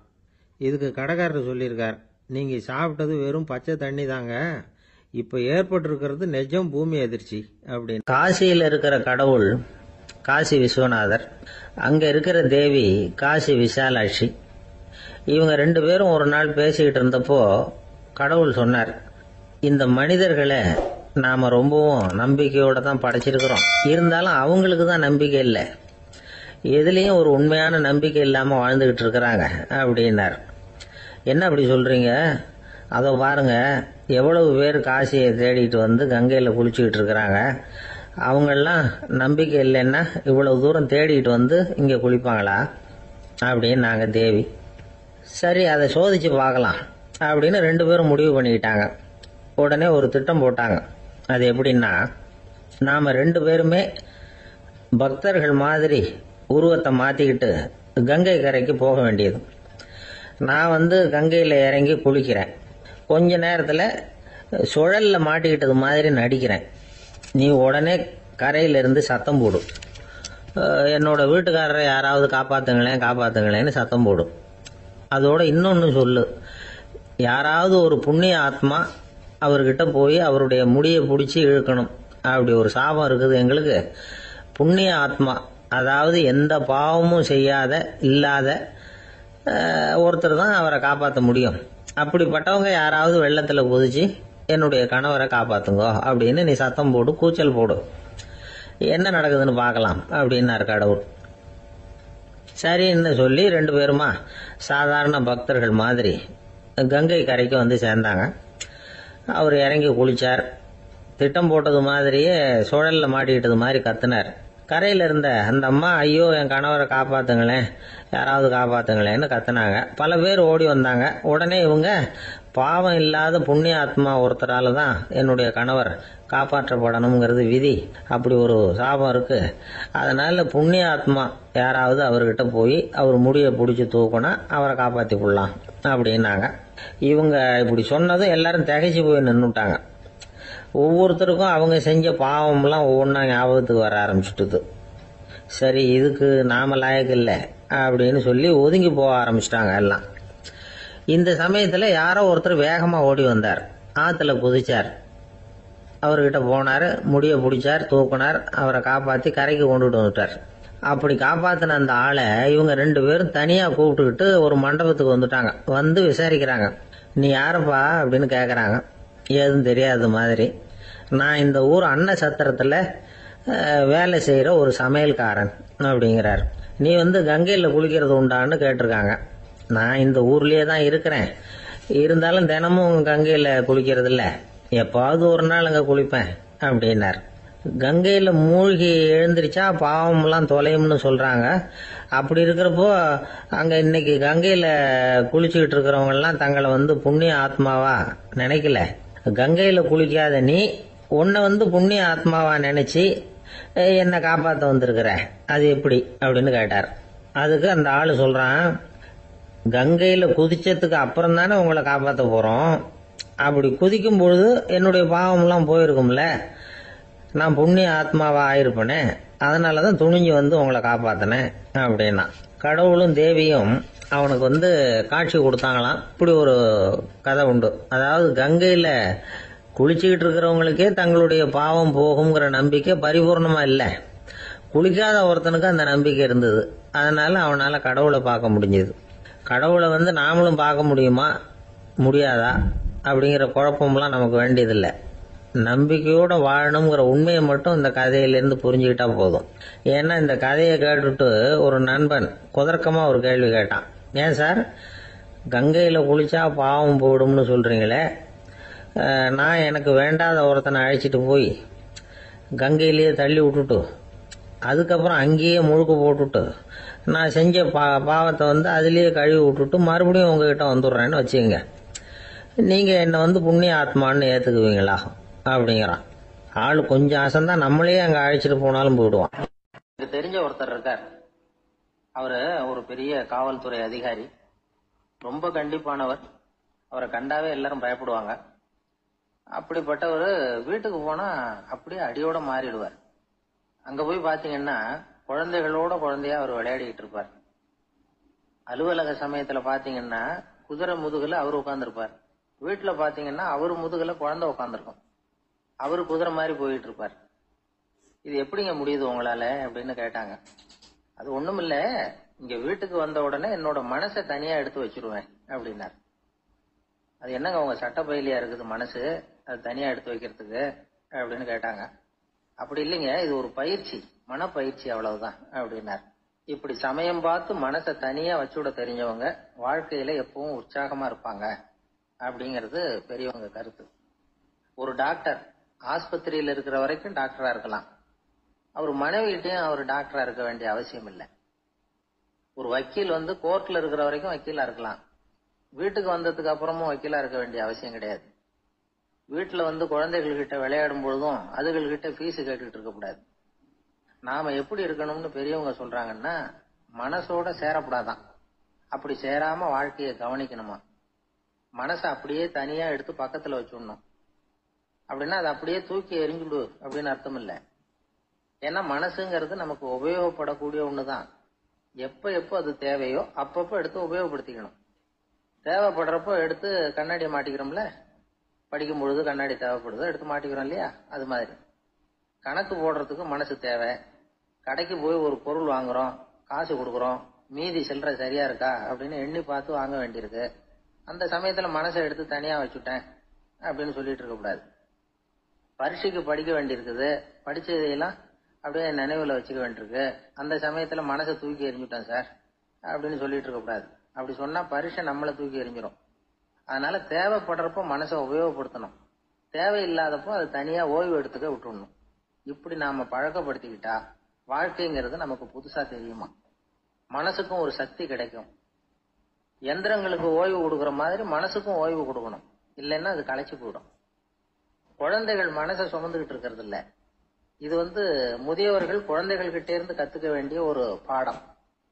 ஆனாலும் இந்த கால குழந்தைகள் கிட்ட ரொம்ப எச்சரிக்கையா இருக்க வேண்டியிருக்கு. ஒரு தாத்தாவும் பேரனும் விளையாடிக்கிட்டு இருக்கிறாங்க. தாத்தா, எனக்கு சைக்கிள் ஓட்ட கத்து கொடு அப்படிங்கிறான் பேரன். சைக்கிள் உயரம் கூட இல்ல, அதுக்குள்ள சைக்கிள் ஓட்டணுமா அப்படின்னாரு தாத்தா. ஏன் தாத்தா, ரயில் ஓட்டுறாரு, அவர் என்ன ரயில் நீளமா இருக்கார் அப்படின்னு கேட்டானா அந்த பையன். ஆந்திர நாட்டுல ஒரு அரசர் இருந்தார். அந்த அரசர்கிட்ட ஒரு அமைச்சர் இருந்தார். அந்த அமைச்சர் பேரு ராயண பாஸ்கர். அவர் ஒரு பெரிய அறிவாளி. அது மட்டும் இல்ல, மிகச்சிறந்த கொடையாளி. யார் வந்து எது கேட்டாலும் இல்லைன்னு சொல்ல மாட்டாராம். அதன் காரணமாவே அவர்கிட்ட இருந்த செல்வம் நாளுக்கு நாள் குறைஞ்சிக்கிட்டே வந்துட்டுதான். கடைசியில குடும்பத்துக்குன்னு எதுவும் வைக்காமலே அவர் போய் சேர்ந்துட்டார். மகனும் இறந்துட்டார். அந்த குடும்பத்துல மிஞ்சி இருந்தது அவருடைய மருமகள், ஒரு பேரன், அவ்வளவுதான். இருந்த ஒரே சொத்து பழுதடைஞ்ச ஒரு வீடு. அந்த அம்மா மற்ற வீடுகளில் வேலை செஞ்சு தன்னுடைய பிள்ளைய படிக்க வச்சுக்கிட்டு வராங்க. அந்த புள்ள ஒரு பெரிய வள்ளலுடைய பேரன்கிறது அந்த பள்ளி வாத்தியார்களுக்கும் தெரியும். அதனால அவங்களும் இவங்கிட்ட கொஞ்சம் அன்பாவும் அக்கறையாவும் பழகி பாடம் சொல்லி கொடுத்துக்கிட்டு இருக்கிறாங்க. ஒரு நாள் ஒரு புகழ்பெற்ற கவிஞர் ஒருத்தர் அந்த பள்ளிக்கூடத்துக்கு வந்திருக்கிறார். ஆசிரியர்கள் கிட்ட பேசிக்கிட்டு இருந்தப்ப ஒரு செய்தியை சொன்னாராம். ராயண பாஸ்கர்ங்கிற வள்ளல் எனக்கு நிறைய உதவிகள் செஞ்சிருக்கார், என்னை பாராட்டி பரிசுகள்லாம் கொடுத்திருக்கிறார். அந்த வள்ளல் வாழ்ந்த கிராமத்தை பார்க்கணுங்கிறதுக்காக தான் இப்போ இங்க வந்திருக்கிறேன் அப்படின்னாராம். ஆசிரியர் உடனே இந்த பையனை கூப்பிட்டு, இதை பாருங்க, இவன் யாரு தெரியுமா, நீங்க குறிப்பிடுகிற அந்த வள்ளலின் பேரன் அப்படின்னு அறிமுகப்படுத்தினாராம். கவிஞரின் கண்கள்ல ஆனந்த கண்ணீர். அந்த பரவச நிலையிலேயே அந்த வள்ளலை பற்றி கவி பாட ஆரம்பிச்சுட்டாராம். இந்த சின்ன பையன் அதை கேட்டிருக்கிறான். உடனே என்ன பண்ணலாம் தெரியுமோ, தன் கையில் அணிஞ்சிருந்த ஒரு பொன் வளையல கழட்டி அந்த கவிஞருக்கு பரிசா கொடுத்துட்டானாம். எல்லாருக்கும் ஆச்சரியம். தாத்தா இருக்கும் நிலையில கொடுத்தார், பேரன் இல்லாத நிலையிலையும் கொடுக்கறான். பையனை எல்லாரும் பாராட்டினாங்களாம். இருந்தாலும் அவனுக்குள்ள ஒரு பயம் எதுவும் ஆரம்பமாச்சு. பள்ளிக்கூடம் விட்டு வீட்டுக்கு வரும்போது அந்த பயம் இன்னும் அதிகமாயிட்டுது. அம்மா என்ன சொல்லுவாங்களோ தெரியலையே, ஏதோ திடீர்னு தோணிச்சு வளையல கட்டி கொடுக்கணும்னு கொடுத்துட்டோம். குடும்பம் இருக்கிற நிலையில இப்படி நான் செஞ்சது தப்பா, வீட்டு செலவுக்கே அம்மா எவ்வளவு கஷ்டப்படுறாங்க, வீட்டுக்கு போனதும் என்ன நடக்குமோ தெரியலையே அப்படின்னு நினைச்சு பயந்துகிட்டே அவன் வீட்டுக்குள்ள அடி எடுத்து வைக்கிறான். அம்மா கூப்பிட்டு சாப்பாடு போட்டாங்க. அவங்க கண்ணுல படக்கூடாதுங்கிறதுக்காக ஒரு கையை பின்னாடி மறைச்சுக்கிட்டே இருந்தான். அம்மா இதை கவனிச்சுட்டாங்க. ஏய், உன் கைய ஏன் அப்படி வச்சிருக்கிற, உன் கைக்கு என்னாச்சு, ஏதாவது அடிபட்டு போச்சா அப்படின்னு கேட்டுக்கிட்டே கையை எடுத்து பாக்குறாங்க. வளையல காணல. வளையல் எங்க அப்படின்னு கேக்குறாங்க. இவன் தயங்கிக்கிட்டே நடந்ததை சொல்றான். அது கேட்டதும் அந்த அம்மாவோட முகம் கோபத்தால செவந்து போச்சான். முட்டாளே, என்ன காரியம் பண்ண அப்படின்னு கன்னத்துல அரைஞ்சிட்டாங்களாம். அம்மா, என்ன அடிக்காத, ஏதோ தெரியாம தப்பு பண்ணிட்டேன் அப்படின்னு இருக்கான். மகனே, வளையல கொடுத்ததுக்காக நான் உன்னை அடிக்கல, அப்படிங்க பின்ன எதுக்கு அடிச்சேன்னு கேட்டிருக்கான். உன் பாட்டனார் வந்து ஒரு பெரிய வள்ளல், அவரு எதையும் பாதி வேலையா செய்யறது இல்ல, அவருடைய பேரை நீ அரைகுறை வேலை செஞ்சுட்டு வந்திருக்கிற அப்படின்னாங்களாம். என்னம்மா சொல்றேன்னு இருக்கான். நீ ஒரே ஒரு வளையல மட்டும்தானே கட்டி கொடுத்துருக்குற, கொடுக்கறதா இருந்தா ரெண்டையும் சேர்த்துல கொடுத்துருக்கணும், அதுதானே உங்க தாத்தாவுக்கு பெருமை அப்படின்னாங்களாம். அம்மா, தெரியாம செஞ்சுட்டேன், உங்ககிட்டயும் அரை வாங்கிட்டேன் அப்படி இப்படின்னு அவன் சொல்லியிருக்கிறான். இப்போ அம்மா கொஞ்சம் இருங்க, அந்த கவிஞர் இன்னைக்கு நம்ம ஊர்ல தான் தங்கியிருப்பாரு, நாளைக்கு காலையில தான் அவர் வந்து எங்க இருக்காருன்னு விசாரிச்சு இன்னொரு வளையலையும் கொடுத்துட்றேன் அப்படின்னு இருக்கான். மகனே, நல்ல செயல்களை எல்லாம் நாளைக்குன்னு ஒத்தி போடாத, நாளைக்கு என்ன நடக்குங்கிறது யாருக்கு தெரியும், இப்பவே போ, எங்க இருக்காருன்னு பாரு அப்படின்னு இருக்காங்க. மகன் புறப்பட்டான். பள்ளி ஆசிரியர்கிட்ட போய் கேட்டானா அந்த கவிஞர் எங்க இருக்காருன்னு. அவர் சொன்னாராம். உடனே போய் அவர் இருக்கிற இடத்துல கதவை தட்டியிருக்கான். ராத்திரி நேரத்துல இவனை கண்டதும் அவருக்கு ரொம்ப ஆச்சரியம். இவன் இன்னொரு கை வளையலையும் எடுத்து நீட்டியிருக்கான். அவர் திகைச்சு போய் நிக்கிறார். அவரால் என்ன பண்றதுன்னே தெரியல, ஆனந்த கண்ணீர். இது வந்து பெரியவர்கள் கூற கேட்ட ஒரு வரலாறு. இன்னைக்கு இப்படிப்பட்டவங்களை பார்க்க முடியுமா? வறுமை வந்து வள்ளல் தன்மையை ஒன்று செய்து விடாதுங்கிறதுக்கு இது ஒரு உதாரணம். ஒருத்தன் இன்னொருத்தனை பார்த்து கேட்டானா, எங்க தாத்தா உங்க தாத்தாவுக்கு 100 ரூபா கடன் கொடுத்திருக்கிறார், அதை எப்ப திருப்பி கொடுக்க போறேன்னு. கவலைப்படாத, எங்க பேரன் அதை உங்க பேரன்ட்ட திருப்பி கொடுத்துருவான் அப்படின்னு நானா. ஒரு ஊர்ல ஒரு பெரியவர் இருந்தார். அவரு ஒரு குரு. அவர் தொடர்ந்து தியான கூட்டங்கள் நடத்துவார். அந்த கூட்டத்துல கலந்துக்கிறதுக்காக பல ஊர்கள்ல இருந்து சீடர்கள் நிறைய பேர் வருவாங்க போவாங்க. ஒரு நாள் அங்க கூட்டம் நடந்துகிட்டு இருக்குது. அந்த சமயத்துல சீடர்கள்ல ஒருத்தன் என்னத்தையே திருடி விட்டான். மற்ற சீடர்கள் அதை கவனிச்சுட்டாங்க. இவன் ஆப்பிட்டுக்கிட்டான். கூட்டம் முடிஞ்ச பிற்பாடு இவன் திருடின விஷயத்த அந்த பெரியவர்கிட்ட போய் சொன்னாங்களாம். அவர் கவனத்துக்கு கொண்டுகிட்டு போனாங்க. ஆனா அவர் இத காதலியே போட்டுக்கல, கண்டுக்கவே இல்லை. போய் சொன்ன சீடர்களுக்கெல்லாம் ஏமாத்தமா போயிட்டுது. என்ன இது, இவ்வளவு தூரம் நாம கண்டுபிடிச்சு போய் சொல்றோம், அவரு கண்டுக்கவே மாட்டேங்கிறாரே அப்படின்னு ஒரு மாதிரி ஆயிட்டாங்க. இருந்தாலும் அதை பத்தி ஒண்ணுமே சொல்லிக்கல, பேசாம இருந்துட்டாங்க. கொஞ்ச நாள் ஆச்சு. அதே ஆளு மறுபடியும் ஒரு திருட்டுல மாட்டிக்கிட்டான். சீடர்கள் மறுபடியும் அந்த குரு கிட்ட விஷயத்த சொன்னாங்க. அவர் அப்பவும் வழக்கம் போல சும்மாவே இருந்துட்டார். இவர் இப்படி இருக்கிறத பார்த்ததும் அந்த சீடர்களுக்கு கோபம் வந்துட்டுது. உடனே அந்த சீடர்கள்லாம் ஒண்ணு கூடி பேசினாங்களாம். எல்லாருமா சேர்ந்து ஒரு விண்ணப்பம் தயார் பண்ணாங்க. அதை குருநாதர்கிட்ட கொண்டுட்டு போய் கொடுத்தாங்க. அந்த விண்ணப்பத்துல இவங்க என்ன எழுதியிருக்கிறாங்க தெரியுமா? குருநாதர் அவர்களே, உடனே திருடனவன் மீது சட்ட நடவடிக்கை எடுக்கணும். நீங்க அப்படி அவனை இங்க சேர்க்கப்படாது. நீங்க சேர்த்தீங்கன்னா நாங்க இங்க இருக்கிறத பத்தி யோசிக்க ஆரம்பிச்சிருவோம். அவனை இந்த மடத்தை விட்டே துரத்தி பண்ணணும். நீங்க அவனை வெளியில அனுப்புங்க, இல்லைன்னா நாங்க அத்தனை பேரும் வெளியில போயிடுறோம். இப்படிதான் அந்த விண்ணப்பத்துல எழுதியிருக்கிறாங்க. குரு அந்த விண்ணப்பத்தை வாங்கி படிச்சு பார்த்தார். அதுக்கப்புறம் அதை எழுதின அத்தனை பேரையும் கூப்பிட்டாரு. எல்லாரும் இப்படி வாங்கன்னாரு. வந்தாங்க. இப்படி என் எதிரில் உட்காருங்கன்னார். உட்கார்ந்தாங்க. அப்புறம் சொன்னார், இதை பாருப்பா, நீங்க எல்லாரும் புத்திசாலிகள். உங்களுக்கு எது நல்லது எது கெட்டதுங்கிறது நல்லா தெரியும். நீங்க மேற்கொண்டு ஏதாவது படிக்கணும்னு நினைச்சா வேற எங்க வேணும்னாலும் போகலாம். அதுக்கு நான் தடை சொல்ல மாட்டேன். ஆனா உங்களால குற்றம் சாட்டப்பட்ட அவன் இருக்கானே, அவன் எப்படின்னா அவனுக்கு எது நல்லது எது கெட்டதுங்கிறதெல்லாம் தெரியாது. அதனாலதான் திருடுறான். நீங்க சொல்றது மாதிரி அவனை அடிச்சு துரத்தி போடுறோம்னு வச்சுக்கோங்க, அவனுக்கு எப்படி நல்லது கெட்டது தெரியும்? அவனுக்கு அதை யாரு சொல்லி கொடுக்கறது? அதனால இங்கேயே இருக்கட்டும், அதுதான் சரி. இதுக்காக நீங்க எல்லாரும் என்னை விட்டுட்டு போனாலும் சரி, அவனை நான் விரட்ட மாட்டேன் அப்படின்னு விட்டாரான். இவ்வளவையும் திருடனை அந்த சீடன் கேட்டுக்கிட்டே இருந்திருக்கான். அவன் கண்கள்ல கண்ணீர். அப்படியே எழுந்திருச்சு வந்தான். குரு காலில் விழுந்தான். அவன் கண்ணீர்ல அவனது தீமை கழுவப்பட்டது அப்படிம்பாங்க. அதாவது சீடர்களுக்கு அந்த குருவோட பெருமை அப்பதான் புரிஞ்சுதான். ஒரு நல்ல ஆசிரியர் இருக்காருன்னு வச்சுங்க, நல்லா படிக்கிற பையனுக்கு தான் பாடம் சொல்லி கொடுப்பேன்னா அது என்ன பெரிய விஷயமா? மோசமா படிக்கிறவனையும் மாத்தி காட்டுறேங்கிறது தான் பெருமை. இந்த காலத்து குரு ஒருத்தர் ஒரு ஆசிரமம் வச்சு நடத்திட்டு வந்தார். நிறைய பேர் தினம் வருவாங்க போவாங்க. ஒரு நாள் ஒருத்தன் வந்தான். அந்த குரு முன்னாடி போய் நின்னான். ஐயா, என்ன உங்க சீடனா ஏத்துக்கணும்னா. அந்த குரு நிமிர்ந்து பார்த்தார். உன்னுடைய நோக்கம் என்னன்னு கேட்டார். ஐயா, உங்ககிட்ட கொஞ்ச நாள் இருந்தேன்னா நல்ல பழக்க வழக்கங்களை கத்துக்கலாம். அதுக்கப்புறம் வெளியில போய் ஒரு நல்ல தொழில் தொடங்கி வாழ்க்கையில முன்னுக்கு வரணுங்கிறது தான் என்னோட நோக்கம் அப்படின்னா. நீ சொல்றது சரி, ஆனா உன்னால இங்க நல்ல பழக்க வழக்கங்களை கத்துக்க முடியலன்னு வச்சுக்கோ, அப்ப என்ன பண்ணுவேன் அப்படின்னு கேட்டார் அவர். அப்படி ஆச்சுன்னா என்ன, உங்களை மாதிரியே ஒரு ஆசிரமம் ஆரம்பிச்சு அதுக்கு குருவா இருந்துட்டு போறேன் அப்படின்னா. ஜப்பான்ல உள்ள ஒரு புத்த விகாரை, அங்க ஒரு வயசான பௌத்த குரு தங்கி இருக்கிறார். ஒரு நாள் ராத்திரி கடுமையான குளிர். அவரால் தாங்க முடியல. பார்த்தார், மரத்துல செஞ்ச புத்த சிற்பங்கள் அங்க நிறைய இருந்தது. அதுல ஒன்ன எடுத்து அதுக்கு தீ மூட்டி அந்த நெருப்புல குளிர் காஞ்சிக்கிட்டு இருக்கிறார். மர சிற்பம் தீ வச்சதும் படபடன்னு வெடிக்க ஆரம்பிச்சுட்டுது. அந்த சத்தத்தை கேட்டதும் அந்த புத்த விகாரையின் குருக்கள் வெளியில ஓடி வந்தார். இவர் ஆனந்தமா குளிர் காஞ்சிக்கிட்டு இருக்கிறார். அவரால் பொறுத்துக்க முடியல. தெருவில் தெரிஞ்சுக்கிட்டு இருந்த அந்த பெரியவரை இங்க தங்க அனுமதிச்சதே அவரு தான். இவர் இப்படி பண்றாருன்னு நினைச்சுக்கிட்டே அவரை கோபமா பார்த்தார். ஏன் இப்படி கோபமா பாக்குறீங்க, இப்படி உட்காருங்க அப்படிங்கிறாரு இவர். அவருக்கு இன்னமும் கோபம் வந்துட்டுது.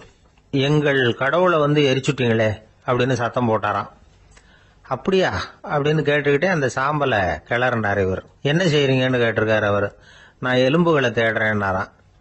நீங்க ஒரு பைத்தியம், இது ஒரு மர சிற்பம், இதுல எலும்புகள் கிடையாது அப்படின்னாராம்.